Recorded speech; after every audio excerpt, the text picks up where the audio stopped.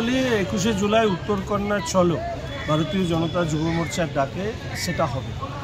কন্যা সুরক্ষার দাবিতে ইতিমধ্যে বিরোধী দলনেতা যুব মোর্চার সম্মানীয় সভাপতি ডক্টর ইন্দ্রনীল খার উপস্থিতিতে কসবায় এই অভিযানের ডাক দিয়েছে।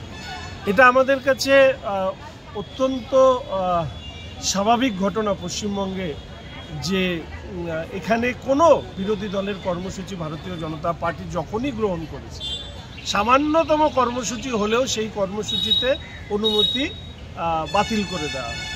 দুর্ভাগ্যবশত হচ্ছে যে পুলিশের বড় অফিসাররা তাদের মেরুদণ্ড তারা জমা দিয়ে রেখেছেন কালীঘাট কিংবা ক্যামাক স্ট্রিটে, ফলে তারা অনুমতি দেন তৃণমূলের দুষ্কৃতীদেরকে রাজ্য জুড়ে দাপিয়ে বেড়াতে, কিন্তু বিরোধীদের প্রতিবাদ করবার অনুমতি নেই।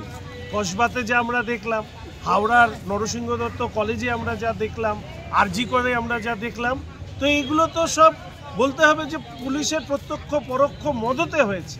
ফলে দুষ্কৃতীদের তাদের দুষ্কর্ম করবার অনুমতি এই রাজ্যে পুলিশ দেয়, কিন্তু বিরোধীদের কণ্ঠস্বর, প্রতিবাদের কণ্ঠস্বর যখন নারীর সুরক্ষা হোক, দুর্নীতির বিরুদ্ধে হোক, সেই তাকে দাবানোর চেষ্টা পুলিশ যেভাবে করছে, এটা মনে সর্বকালীন লজ্জার রেকর্ড আমাদের রাজ্যের পুলিশ, কলকাতার পুলিশ তারা তৈরি করেছে।